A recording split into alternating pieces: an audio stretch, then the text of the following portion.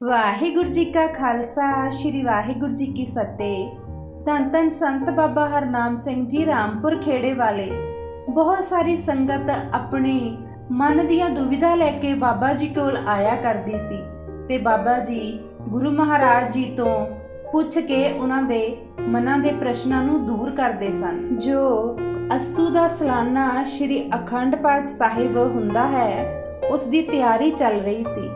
ਗਿਆਨੀ ਦਿਆਲ ਸਿੰਘ ਜੀ ਪਟਿਆਲੇ ਤੋਂ ਇਸ ਸਮਾਗਮ ਵਿੱਚ ਸ਼ਾਮਲ ਹੋਣ ਲਈ ਕੁਟਿਆ ਰਾਮਪੁਰ ਖੇੜੇ ਸਾਹਿਬ ਪੁੱਜੇ। ਬਚਨ ਵਿਲਾਸ ਕਰਦਿਆਂ ਗਿਆਨੀ ਜੀ ਨੇ ਬਾਬਾ ਜੀ ਨੂੰ ਪੁੱਛਿਆ ਕਿ ਸ਼੍ਰੀ ਅਖੰਡ ਪਾਠ ਸਾਹਿਬ ਜੀ ਕਿੰਨੇ ਵਜੇ ਆਰੰਭ ਕਰਨਾ ਹੈ ਅਤੇ ਸਮਾਪਤੀ ਕਿਸ ਟਾਈਮ ਕਰਨੀ ਹੈ। ਬਾਬਾ ਜੀ ਨੇ ਜਿਵੇਂ ਪ੍ਰੋਗਰਾਮ ਸੀ ਉਸੇ ਤਰ੍ਹਾਂ ਹੀ ਬੇਨਤੀ ਕਰ ਦਿੱਤੀ ਕਿ ਸਵੇਰੇ 8 ਵਜੇ ਸ਼੍ਰੀ ਅਖੰਡ ਪਾਠ ਸਾਹਿਬ ਆਰੰਭ ਕਰਨ ਦਾ ਵਿਚਾਰ ਹੈ ਅਤੇ ਭੋਗ 10 ਵਜੇ ਆਰੰਭ ਕਰ ਦੇਵਾਂਗੇ।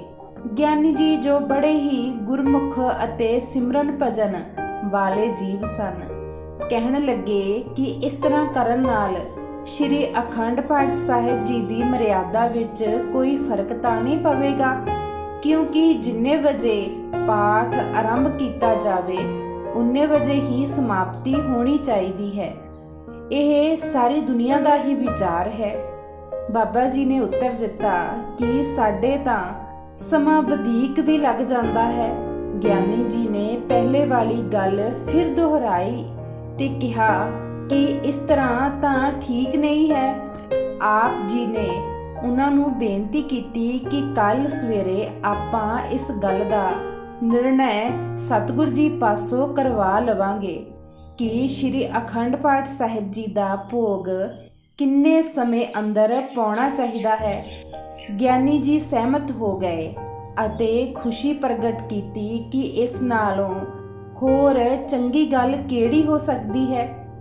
ਅਗਲੇ ਦਿਨ ਸਤਿਗੁਰ ਜੀ ਸ਼੍ਰੀ ਗੁਰੂ ਗ੍ਰੰਥ ਸਾਹਿਬ ਜੀ ਦਾ ਪ੍ਰਕਾਸ਼ ਕਰਨ ਉਪਰੰਤ ਬਾਬਾ ਜੀ ਨੇ ਹੁਕਮਨਾਮਾ ਲਿਆ ਤੇ ਸਤਿਗੁਰ ਜੀ ਦੀ ਹਜ਼ੂਰੀ ਕੁਝ ਸਮਾਂ ਸਿਮਰਨ ਕੀਤਾ ਅਤੇ ਗੁਰੂ ਸ਼ਹਿਨशाह ਜੀ ਦੇ ਚਰਨਾਂ ਵਿੱਚ ਬੇਨਤੀ ਕੀਤੀ ਕਿ हे ਗਰੀਬ ਨਿਵਾਜ ਜੀ, ਆਪ ਜੀ ਦੇ ਸਰੂਪ ਦਾ ਜੋ ਅਖੰਡ ਪਾਠ ਸਾਹਿਬ ਆਰੰਭ ਕਰੀਦਾ ਹੈ ਕਿ ਉਸ ਦੀ ਸਮਾਪਤੀ 48 ਘੰਟੇ ਵਿੱਚ ਹੀ ਹੋਣੀ ਚਾਹੀਦੀ ਹੈ।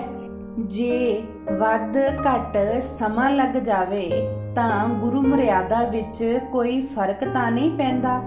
ਆਪ ਜੀ ਕਿਰਪਾ ਕਰਕੇ ਅਗਵਾਈ ਬਖਸ਼ਿਸ਼ ਕਰੋ।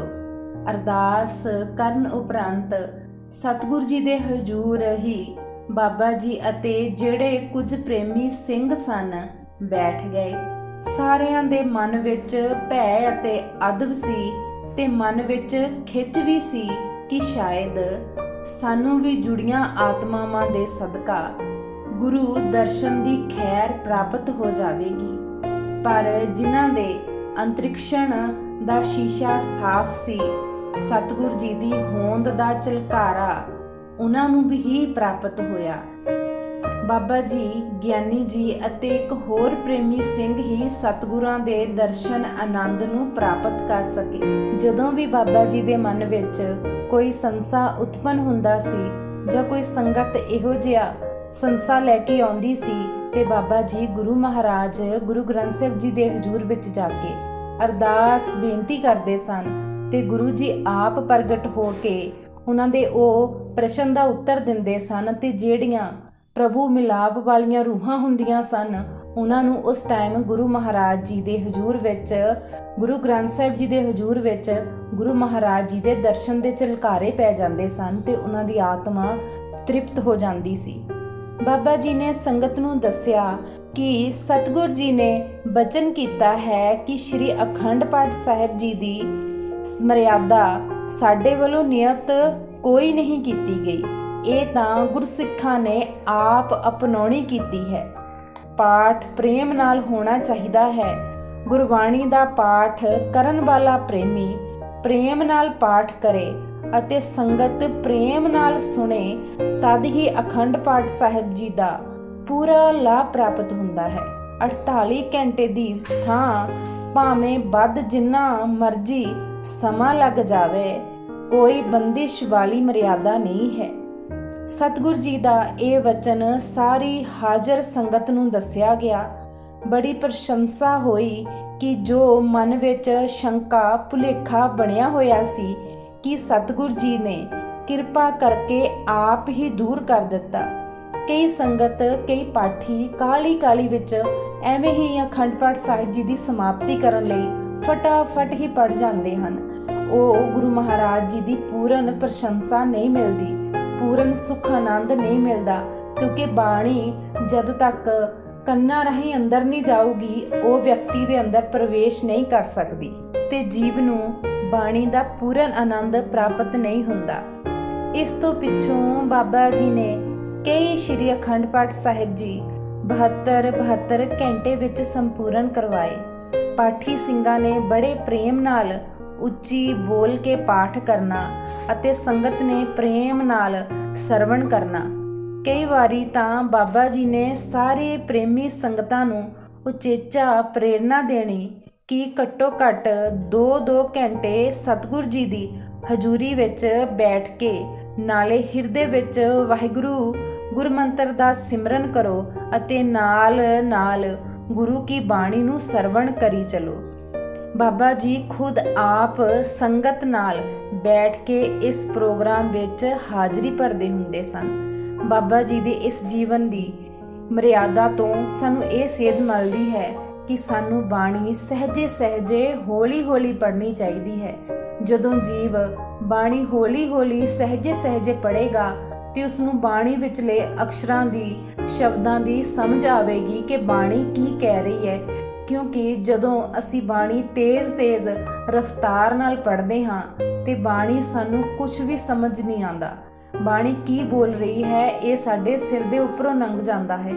ਇਹ ਮੇਰਾ ਨਿੱਜੀ ਤਜਰਬਾ ਹੈ ਕਿ ਜਦੋਂ ਅਸੀਂ ਬਾਣੀ ਨੂੰ ਬੋਲ ਕੇ ਹੌਲੀ ਸਹਿਜੇ ਪੜਾਂਗੇ ਤਾਂ ਸਾਨੂੰ ਬਾਣੀ ਆਪਣੇ ਆਪ ਹੀ ਇੱਕ ਸ਼ਬਦ ਦਾ ਅਰਥ ਦੱਸੀ ਜਾਵੇਗੀ। ਸਾਡੇ ਮਨ ਵਿੱਚ ਕੁਦਰਤੀ ਤੌਰ ਤੇ ਪਰਮਾਤਮਾ ਦੀ ਬਖਸ਼ਿਸ਼ ਦਾ ਗਿਆਨ ਹੋ ਜਾਵੇਗਾ। ਸਾਨੂੰ ਬਾਣੀ ਵਿੱਚ ਕੀ ਲਿਖਿਆ ਹੋਇਆ ਹੈ ਮਹਾਰਾਜ ਨੇ ਸਾਡੇ ਦਿਮਾਗ, ਮਨ ਵਿੱਚ ਅਸਰ ਕਰੇਗੀ ਤੇ ਬਾਣੀ ਪੂਰਨ ਫਲ ਪ੍ਰਾਪਤ ਕਰਾਵੇਗੀ। ਇਸ ਤਰ੍ਹਾਂ ਬਾਣੀ ਪੜਨ ਦੇ ਨਾਲ ਜੀਵ ਨੂੰ ਪੂਰਾ ਦਾ ਪੂਰਾ ਫਲ ਮਿਲਦਾ ਹੈ। ਫਲ ਤਾਂ ਇਦਾਂ ਵੀ ਮਿਲਦਾ ਹੈ ਤੇਜ਼ ਪੜਨ ਨਾਲ ਵੀ, ਪਰ ਬਾਣੀ ਨੂੰ ਹੌਲੀ ਪੜਨ ਨਾਲ ਆਨੰਦ ਜ਼ਿਆਦਾ ਆਉਂਦਾ ਹੈ ਤੇ ਉਸ ਆਨੰਦ ਨੂੰ ਪ੍ਰਾਪਤ ਕਰਨ ਲਈ ਬਹੁਤ ਸਾਰੇ ਯੁੱਗ ਲੱਗ ਜਾਂਦੇ ਹਨ, ਪਰ ਉਹ ਆਨੰਦ ਨਹੀਂ ਪ੍ਰਾਪਤ ਹੁੰਦਾ। ਜੇਕਰ ਅਸੀਂ ਬਾਣੀ ਨੂੰ ਹੌਲੀ ਸਹਿਜੇ ਪ੍ਰਾਪਤ ਕਰਾਂਗੇ ਤਾਂ ਬਾਣੀ ਵਿੱਚੋਂ ਸਾਡੇ ਹਿਰਦੇ ਨੂੰ, ਸਾਡੀ ਆਤਮਾ ਨੂੰ ਜੋ ਆਨੰਦ ਮਿਲਦਾ ਹੈ ਉਹ ਇਸ ਸੰਸਾਰ ਦੇ ਆਨੰਦਾਂ ਤੋਂ ਕਿਤੇ ਪਰੇ ਹੈ। ਤੇ ਬਾਣੀ ਤੋਂ ਸਤ ਸੰਤੋਖ ਤੇ ਸਬਰ ਤਾਂ ਹੀ ਮਿਲੇਗਾ ਜੇ ਅਸੀਂ ਬਾਣੀ ਨੂੰ ਸਹਿਜੇ ਸਮਝ ਕੇ ਪੜਾਂਗੇ। ਫਿਰ ਬਾਣੀ ਨੂੰ ਸੁਣਨ ਵਿੱਚ ਵੀ ਆਨੰਦ ਆਉਂਦਾ ਹੈ। ਇੱਕ ਅਕਸ਼ਰ ਗੁਰੂ ਮਹਾਰਾਜ ਜੀ ਦਾ ਬੋਲ ਕੇ ਕਹਿੰਦਾ ਹੈ। ਬਾਣੀ ਨੂੰ ਸਹਿਜੇ ਪੜਨਾ ਚਾਹੀਦਾ ਹੈ ਜਿਸ ਨਾਲ ਉਹ ਸਾਡੇ ਅੰਦਰ ਪ੍ਰਵੇਸ਼ ਕਰ ਜਾਵੇ। ਵਾਹਿਗੁਰੂ ਜੀ ਕਾ ਖਾਲਸਾ, ਸ਼੍ਰੀ ਵਾਹਿਗੁਰੂ ਜੀ ਕੀ ਫਤਿਹ।